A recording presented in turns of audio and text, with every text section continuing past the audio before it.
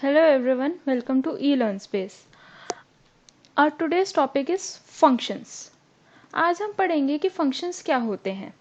जो हमने अभी तक functions पढ़े वो भी होते हैं जो हमने अभी तक लिस्ट में टपल्स में पढ़े, बट उसके अलावा भी हमारे functions होते हैं. बेसिकली अब क्या होता है, मुझे अपनी कोई स्टेटमेंट बार बार रिपीट करवानी है, कुछ ग्रुप ऑफ स्टेटमेंट है या इंस्ट्रक्शंस है, उसको हम क्या कहते हैं, अपना फंक्शंस कहते हैं. फंक्शंस हमारे कहाँ पे काम आता है, कोड रीयूजिबिलिटी के टाइम पे काम आता है. मतलब कि मुझे कोई भी अपना आर्ग्यूमेंट है, कोई भी रिपीट करवाना है, कुछ भी है, तो उस चीज़ के लिए हम क्या यूज़ करते हैं, अपना फंक्शन यूज़ करते हैं. जैसे कि मैंने यहाँ पे करा डिफाइन, यहाँ पे करा विश, देन यहाँ पे कर दिया नेम. इसके बाद मैंने यहाँ पे लिख दिया प्रिंट हैप्पी बर्थडे. अब यहाँ पे मैंने क्या कर दिया, अपना वेरिएबल डिक्लेयर कर दिया नेम. अब मैं क्या कर रही हूँ, फंक्शन तो मैंने अपने डिफाइन कर दिया. डिफाइन मेरा कीवर्ड है जो हम यूज़ करते हैं फंक्शन के लिए. ये फंक्शन का नेम है और ये इसके अंदर मैंने क्या पास करी, आर्ग्यूमेंट पास करी. अभी हम क्या पढ़ रहे हैं, प्रोसीजरल फंक्शन पढ़ रहे हैं. आगे हम ऊप्स कंसेप्ट में भी अपना फंक्शन पढ़ेंगे. यहाँ पे विश में मैंने लिख दिया सन्नी. अब अगर मैं इसे रन करती हूँ तो अब क्या हो गया, नेम के साथ आ गया हैप्पी बर्थडे. ठीक है. अब मैं यहाँ पे क्या करती हूँ, एक और लिखती हूँ प्रिंट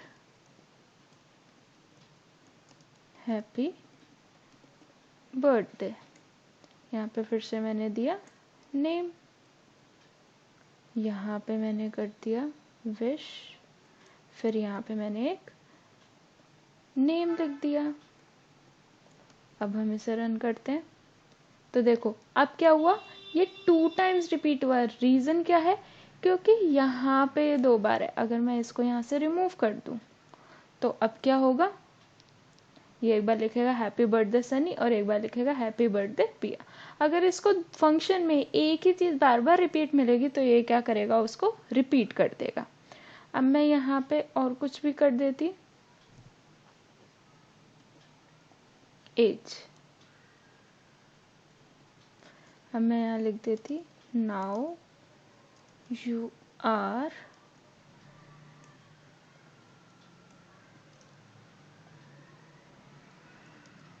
years old. अब हम इसे रन करते हैं. यहाँ पे एज दे दी मैंने 29, यहाँ पे एज दे दी 20. अब हम इसे रन करते हैं तो देखो आगे लिखा हुआ happy birthday now you are this much years old. I hope ये चीज़ अब आपको समझ में आई होगी कि किस तरीके से हम ये करते हैं. तो देखो आगे ये था हमारा, नॉर्मली हमने एक फंक्शन लिखा था. ऐसे ही आपको मल्टीपल वेरिएबल्स यहाँ पे डिक्लेयर करने हैं, आप कर सकते हैं. तो इसमें भी क्या हुआ, हमने अपना कोई डेटा टाइप डिफाइन नहीं किया, हमने नॉर्मली अपने फंक्शन के अंदर अपने वेरिएबल्स डिफाइन किए और उसको हमने, जब हमने अपना फंक्शन कॉल करा तो फंक्शन कॉल करते टाइम मैंने उन वेरिएबल्स को भी, उन आर्ग्यूमेंट्स को भी कॉल कर दिया. अगर हम किसी और प्रोग्रामिंग लैंग्वेज की बात करें तो उसमें क्या होता है, हमें डेटा टाइप भी डिफाइन करना पड़ता है फंक्शन में, बट पाइथन में ऐसा कुछ नहीं होता. अब हम देखते हैं कि कितने टाइप्स के फंक्शंस होते हैं हमारे पास पाइथन में. हमारे पास 2 तरीके के फंक्शंस होते हैं. फर्स्ट होता है हमारा user defined function. User defined function का क्या मतलब होता है, एक ऐसा फंक्शन जो हम यानी कि यूजर डिफाइन करेंगे. जैसे कि अभी हमने जो अभी लास्ट एग्जांपल किया था वो क्या था, यूजर डिफाइंड फंक्शन. एक होता है हमारा इनबिल्ट फंक्शन. इनबिल्ट फंक्शन का क्या मतलब होता है, एक ऐसा फंक्शन जो ऑलरेडी पाइथन में बना हुआ है. जैसे इवैल, टाइप फंक्शन, प्रिंट, लेन, आईडी, ये सारे फंक्शंस क्या थे, ये हमारे प्री डिफाइंड फंक्शंस थे, ऑलरेडी हमारे पाइथन में बने हुए थे. तो इनको क्या बोलते हैं, हम अपना इनबिल्ट फंक्शन बोलते हैं. आई होप ये चीज़ अब आपको समझ में आई होगी कि हम किस तरीके से इसे करते हैं. अब हम क्या करते हैं, एक और करके देखते हैं. यहाँ पे मैंने क्या किया, अपना एक फंक्शन डिफाइन किया. अब मैंने यहाँ पे क्या किया, मैं विदाउट एनी आर्ग्यूमेंट अपना फंक्शन डिफाइन कर रही हूँ. यहाँ पे मैंने लिखा हेलो यहाँ पे लिखा मैंने अपना प्रिंट वेलकम। अब मैं यहाँ पे क्या कर रही हूँ, प्रिंट करवा दी कोई एक statement, this is outside the function. अगर इसे हम रन करते तो क्या आया हमारे पास, this is outside the function. क्यों, क्योंकि मैंने क्या किया, मैंने अपना फंक्शन तो कॉल नहीं किया। जब मैं अपना फंक्शन कॉल ही नहीं करूंगी तो जो फंक्शन के अंदर मैंने अपने एलिमेंट्स लिखे हैं वो कैसे आएंगे। अगर मैं यहाँ पे अपना फंक्शन कॉल कर लूँ तो अब क्या होगा, वो आर्ग्यूमेंट्स भी मेरे कॉल हो जाएंगे। फंक्शन को कॉल करना ज़रूरी है। अगर मैं फंक्शन कॉल नहीं करूँगी तो उसमें जो भी मैंने अपना वर्किंग स्टोर किया वो कभी भी कॉल नहीं हो सकती है। फंक्शन हमारे किसके लिए यूज होती है, इसे मैपिंग करने के लिए, इनपुट करने के लिए, कोई भी आर्ग्यूमेंट के लिए। अब हम एक नेक्स्ट करते हैं रिटर्न के साथ। मैंने यहाँ पे क्या किया, फिर से करा डिफाइन फंक्शन करा, इसके अंदर एक वेरिएबल ले लिया हमने x। अब हमने क्या यूज किया, रिटर्न 2 इंटू एक्स। यहाँ पे मैंने ये चीज़ लिख दी। अब मैं यहाँ पे क्या लिख रही हूँ, a क्या है मेरा फंक्शन जिसमें रिटर्न होगा 3।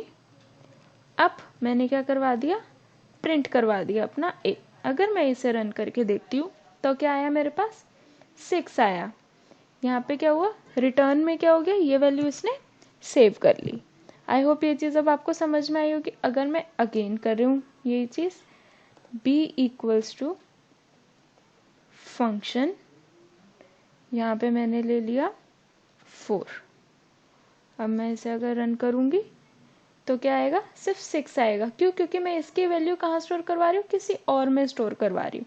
अगर मैं किसी और वेरिएबल में अपने फंक्शन की वैल्यू स्टोर करवा रही हूँ तो मुझे उसको भी प्रिंट करवाना ज़रूरी है, तभी क्या होगा, वो प्रिंट होगा।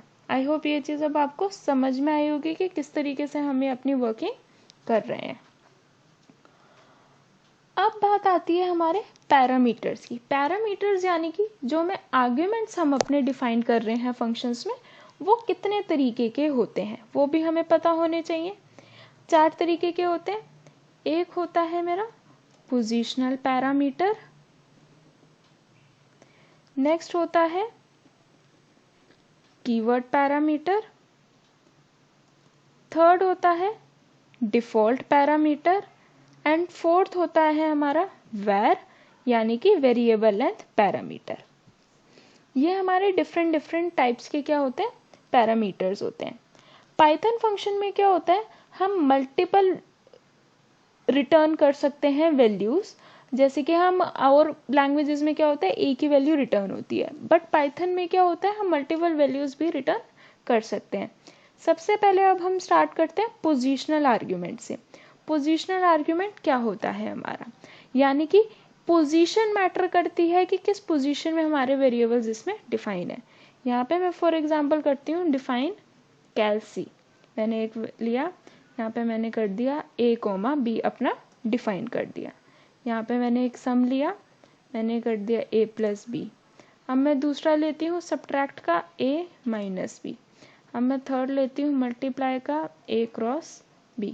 अब मैं ऐसे ही डिवीजन के लिए लेती हूँ a/b। अब मैं यहाँ पे क्या करवा देती हूँ, रिटर्न करवा रही हूँ। रिटर्न क्या करवा रही हूँ मैं, अपने वेरिएबल्स यानी कि जो भी फंक्शंस, जो वेरिएबल्स हैं फंक्शंस के, वो रिटर्न करवा रही हूँ। सम, सब, मल्ट और डिफ, यही 4 वेरिएबल थे मेरे, यही मैंने यहाँ पे रिटर्न करवा दिए। अब मैं क्या कर रही हूँ, यहाँ पे मैंने डिफाइन किया a, b इक्वल्स टू 100, 50। अब अगर हम इसे रन करते हैं तो देखो अभी कुछ भी हमारा प्रिंट नहीं होगा। तो इसकी बजाय हम क्या कर सकते हैं, प्रिंट करवाने के लिए हमने यहाँ लिया t equals to calcy then 100, 50। अब मुझे क्या करवाना है, सब प्रिंट करवाना है। For x in t, print करवा दिया यहाँ पे मैंने x अपने लूप के थ्रू। तो अब क्या हो गया, इसने एक एक को यहाँ पे क्या करवा दिया, प्रिंट करवा दिया। एक बार इसने क्या प्रिंट करवा दिया, सम, एक बार प्रिंट करवा दिया इसने सब्ट्रैक्शन का करवा दिया, डिफरेंस प्रिंट करवा दिया, एक बार मल्टीप्लाई करके और एक बार डिवाइड करके। ये याद रखना, पोजिशनल आर्ग्यूमेंट में पोजीशन मैटर करती है, यानी कि आपने जितने आर्ग्यूमेंट्स यहाँ पे डिक्लेयर करे हैं आउटपुट में भी उतने ही आर्ग्यूमेंट्स आपके आने चाहिए, और ऑर्डर इसमें इंपॉर्टेंट होता है। ऑर्डर इंपॉर्टेंट होने का मतलब है कि हमने यहाँ कुछ डिफाइन तो नहीं किया कि ए क्या है बी क्या है, ये ऑटोमेटिकली अज्यूम कर लेता है। जब मैंने यहाँ ए कोमा बी लिखा है तो फर्स्ट वेरिएबल होगा ए यानी कि 100, नेक्स्ट वेरिएबल यानी कि बी क्या होगा मेरा 50 होगा। आई होप ये चीज़ अब आपको समझ में आई होगी। अब हम क्या करते हैं, नेक्स्ट करते हैं अपना कीवर्ड पैरामीटर करते हैं। कीवर्ड पैरामीटर हमारा नेक्स्ट है, अगर हम देखें उसे कीवर्ड पैरामीटर, या फिर हम लिख सकते हैं इसे आर्ग्यूमेंट्स, अगर आपको आर्ग्यूमेंट ज़्यादा अप्रोप्रिएट लगता है। इसमें क्या होता है कि नंबर ऑफ आर्ग्यूमेंट्स इंपॉर्टेंट होते हैं बट पोजीशन इंपॉर्टेंट नहीं होते। पोजीशनल आर्ग्यूमेंट में क्या होता था कि पोजीशन और नंबर ऑफ आर्ग्यूमेंट्स दोनों इंपॉर्टेंट होते थे, बट इसमें ऐसा कुछ नहीं होता है कि अगर पोजीशन मैं इंटरचेंज भी कर दूं तब भी कोई प्रॉब्लम नहीं आएगी। कैसे, जैसे कि मैंने यहाँ पे किया define calcy a comma b, यहाँ पे मैं वही चीज़ करवा देती हूँ, sum equals to a plus b. यहाँ पे मैंने क्या करवा दिया, रिटर्न करवा दिया सम। यहाँ पे मैंने क्या करा, अपना कोई भी एक लिया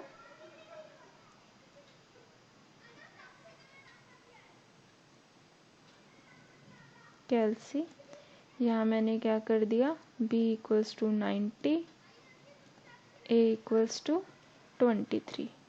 अब मैं यहाँ पे करवा देती हूँ अपना प्रिंट t, तो अब इसने क्या दे दिया 113 दे दिया। अब हम यहाँ पे सब्ट्रैक्शन का भी करके देख लेते हैं। आप बोलेंगे कि ये तो नॉर्मली हो ही जाना था चाहे हम प्लस कैसे भी करें।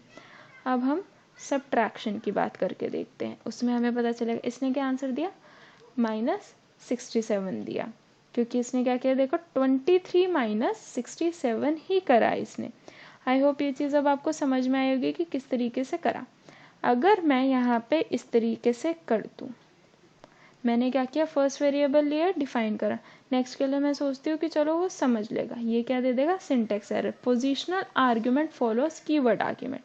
इसका क्या मतलब हुआ, मैं पोजिशनल आर्ग्यूमेंट यानी कि पोजिशनल पैरामीटर और कीवर्ड पैरामीटर का भी मैं क्या कर सकती हूँ कॉम्बिनेशन यहाँ पे बना सकती हूँ, बट उसका रूल क्या है, पोजिशनल आर्ग्यूमेंट पहले आनी चाहिए, उसी के बाद मेरी आ सकती है कीवर्ड आर्ग्यूमेंट। यानी कि यहाँ पे मैं कर दूँ डिफाइन बी, तो ये इसे समझ लेगा। अदरवाइज क्या होगा, ये मानेगा कि ए ये भी है, ठीक है। आई होप ये चीज़ अब आपको समझ में आई होगी कि पोजिशनल आर्ग्यूमेंट हमेशा पहले डिक्लेयर होता है, उसके बाद ही हम अपना कीवर्ड आर्ग्यूमेंट डिक्लेयर कर सकते हैं। या तो मैं ऐसे कर दूं तो ये क्या बन जाएगा मेरा पोजिशनल आर्ग्यूमेंट। अगर मुझे इसे कीवर्ड आर्ग्यूमेंट बनाना है तो या तो मैं अपने दोनों वेरिएबल्स डिफाइन करूं, अगर मुझे एक ही करना है तो मैं यहाँ बी डिफाइन कर सकती हूँ, और मैं ए डिफाइन ना करूँ वो तब भी चलेगा, क्योंकि वो उससे ऑटोमेटिकली समझ लेगा। आई होप ये अब आपको क्लियर होगा कि कीवर्ड आर्ग्यूमेंट क्या होता है हमारा, हम पोजीशन और कीवर्ड आर्ग्यूमेंट को एक साथ कैसे यूज कर सकते हैं। अब नेक्स्ट आता है हमारा डिफॉल्ट आर्ग्यूमेंट। डिफॉल्ट आर्ग्यूमेंट्स क्या होती हैं हमारी, कि अगर हमने कुछ पास नहीं करा तो डिफॉल्ट मतलब कि एक तरीके से बोलते हैं ना, डिफॉल्ट बाय डिफॉल्ट वही चीज़ वो ले लेगा, तो उसको हम क्या बोलते हैं अपना डिफॉल्ट आर्ग्यूमेंट बोलते हैं। इसका भी हम एक एग्जाम्पल करके देखते हैं। यहाँ पे मैं क्या कर रही हूँ, डिफाइन मैंने की अपनी एक विश, नेम में लिख दिया मैंने सिया। अब यहाँ पे क्या करती हूँ मैं,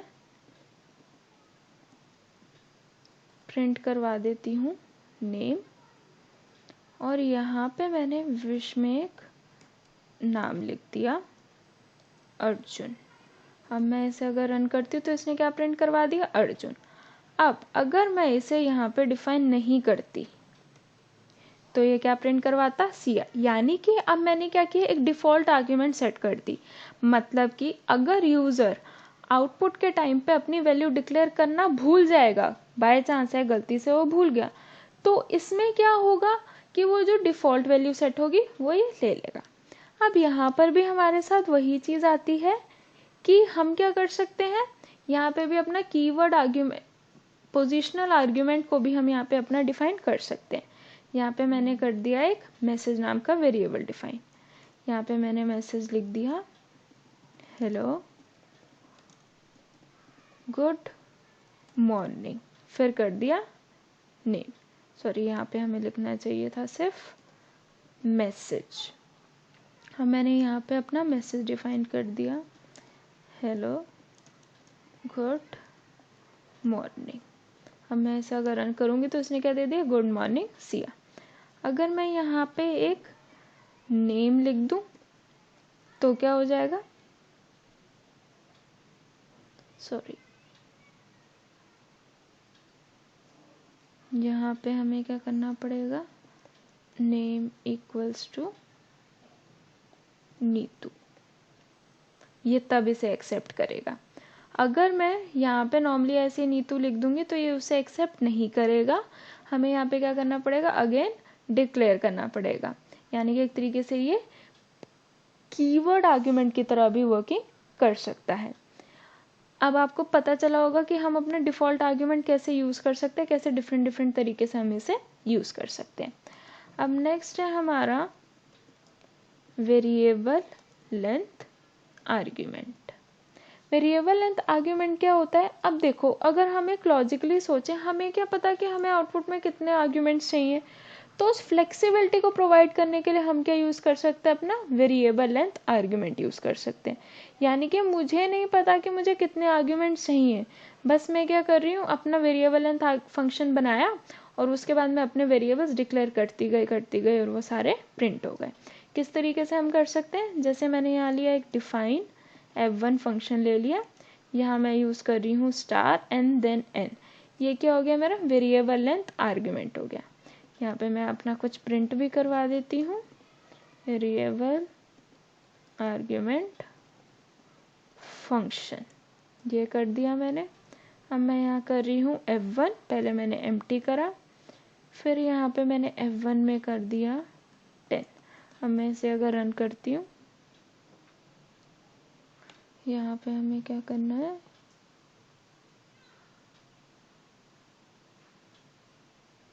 प्रिंट भी करवाना है उसे।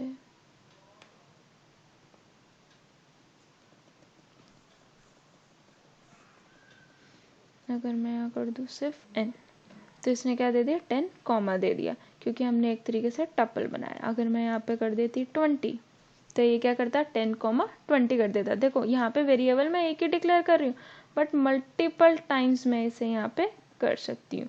यहाँ पे मैं कर दूँ 10, 20, 30, 40, तब भी ये क्या करेगा, इसे एक्सेप्ट करके प्रिंट करवा देगा। देखो यहाँ पे मैंने कोई लूप यूज़ नहीं किया, बट इनिशियली का कंसेप्ट क्या हो गया, ये टप्पल का कंसेप्ट फॉलो करता है एक तरीके से। यानी कि अगर मैं यहाँ पे डिफाइन करती हूँ सिर्फ एक वेरिएबल, तो ये क्या करेगा, कॉमा के साथ उसे प्रिंट करवाएगा। ऐसे ही हम इसे यूज़ कर सकते हैं, जैसे कि हमें क्या बनाना है, फंक्शंस का प्रोग्राम बना, एक सम का प्रोग्राम बनाना है फंक्शंस के यूज़ करके। तो मैंने यहाँ पे क्या यूज़ किया, अपना फंक्शन सम बनाया, स्टार एन मैंने यहाँ पे अपना डिक्लेयर कर दिया। रिजल्ट में पहले ही मैंने अपना स्टोर करवा दिया 0। अब मैंने यहाँ पे लूप चलाया for x in n, result equals to result plus x। अब मैं यहाँ पे क्या करवा रही हूँ, प्रिंट द सम इज, अब यहाँ पे हमने करा रिजल्ट। अब अगर हम इसे प्रिंट करें सम, देन सम 10, सम 10 20 30।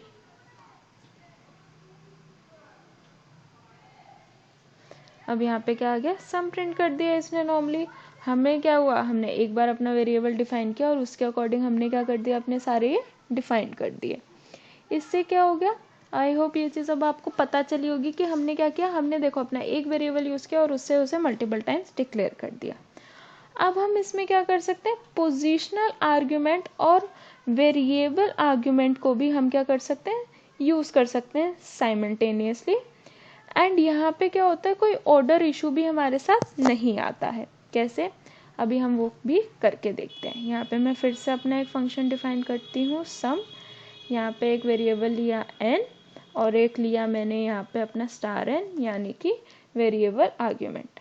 यहाँ पे मैंने लिया अपना रिजल्ट इक्वल्स टू 0। फिर मैंने करा for x in n result equals to result plus x यहाँ पे डिक्लेयर कर दिया। फिर मैं यहाँ पे क्या करवाती हूँ, प्रिंट द सम बाय, फिर यहाँ पे नेम हम अपना डिक्लेयर कर देंगे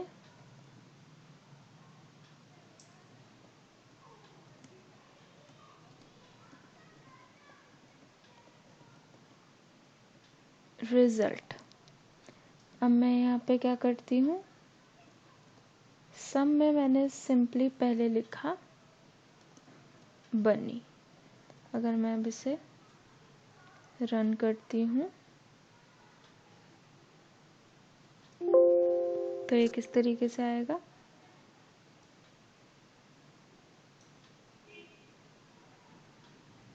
क्योंकि अभी क्या है, हमारा कुछ भी प्रिंट नहीं होगा। यहाँ पे हमने करा 10, हम इसे रन करते तो इसने क्या दे दिया, द सम बाय बनी इज 10। इसके बिना अगर हम करते हैं तो कुछ भी ये हमें डिक्लेयर नहीं देता। ऐसे ही हमने यहाँ पे क्या किया, एक नेम लिया और यहाँ पे भी मैंने क्या कर दिया, अपने वेरिएबल्स को डिफाइन कर दिया। अब मैं इसे रन करती हूँ तो इसने क्या दे दिया, सम बाय सीमा। इसने क्या किया, नॉर्मली हमें लूप के अकॉर्डिंग हमें ये लूप में नहीं रखना था। अब हम करते हैं, पहले इसने क्या दिया, द सम बाय बनी, इसने क्या दिया 0, वो लूप की वजह से हमारी प्रॉब्लम आ रही थी तब। तो अब हमने क्या किया, नेक्स्ट टाइम किया तो इसने क्या दे दिया 11। अब अगर मैं इसे ऐसे डिक्लेयर कर दूं, नेम इक्वल्स टू सीमा, तो ये क्या दे देगा, यहाँ पे मुझे एरर दे देगा। क्या एरर देगा, पोजिशनल आर्ग्यूमेंट पहले आना चाहिए। क्यों, क्योंकि ये पोजिशनल आर्ग्यूमेंट की तरह इसे कंसीडर करेगा, क्योंकि ये पहले आएगा। अगर मैं इसे यहाँ पहले लिख दूं और अब हम करें तो क्या आएगा, एरर। क्यों, क्योंकि ये नेम। अगर हम इसे इस तरीके से करें डिफाइन, ओके, तो इसमें क्या होगा, हम अपना कीवर्ड आर्ग्यूमेंट अपना डिफाइन नहीं कर रहे हैं। हमें क्या करना होगा, पोजिशनल को पहले करना होगा। अगर बाय चांस मैं ऐसे कर दूं, name equals to Seema, reason being वो गलत आ रहे थे हमारे, क्योंकि हमने क्या करा था, हम यहाँ पे पोजिशनल आर्ग्यूमेंट की तरह कर रहे थे। अब अगर मैं इसी को चेंज करके कर दूं कीवर्ड आर्ग्यूमेंट और वेरिएबल लेंथ आर्ग्यूमेंट, यहाँ पे मैं डिक्लेयर कर देती हूँ नेम। अब अगर मैं यहाँ पे करती हूँ यही अगेन रिपीट, तो अब ये क्या हो जाएगा, हो जाएगा। अगर मैं यहाँ पे कर दूं,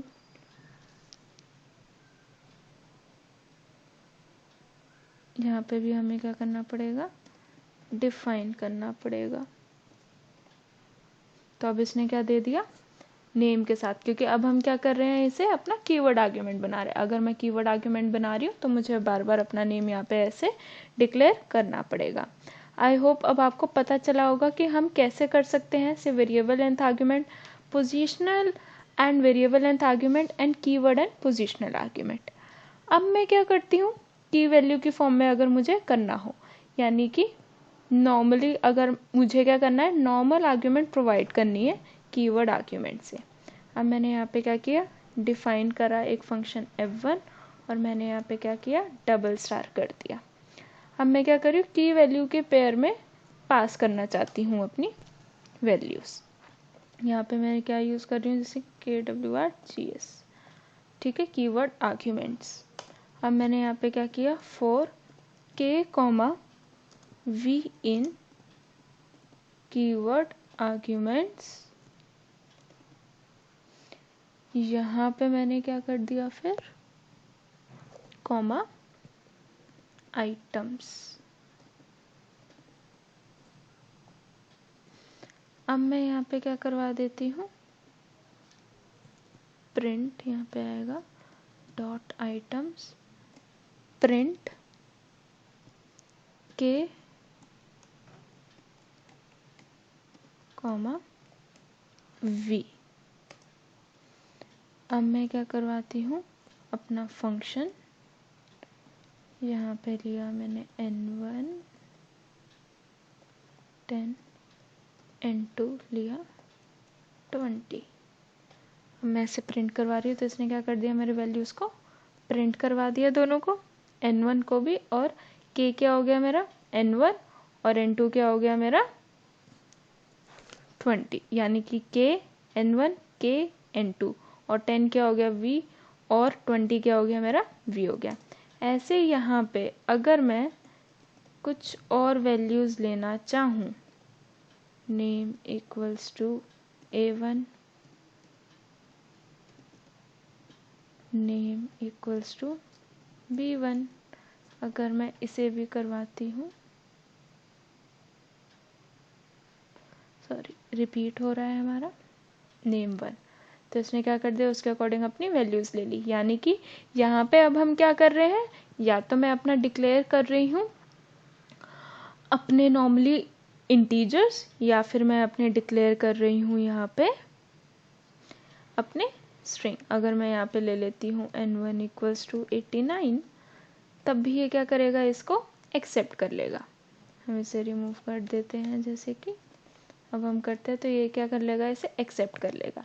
यानी कि अब मैंने क्या किया, एक तरीके से जैसे हम डिक्शनरी में करते हैं की वैल्यूज़, हमने उस तरीके से वैल्यूज़ ली यहाँ पे। आई होप आपको ये कंसेप्ट क्लियर हुआ होगा कि फंक्शंस क्या होते हैं, किस तरीके से हम यूज़ करते हैं। अगर आपको कोई भी डाउट हो तो आप नीचे कमेंट सेक्शन में भी हमें पूछ सकते हैं, या फिर आप हमारी email ID elearnspace22@gmail.com पे भी पूछ सकते हैं। Thank you friends.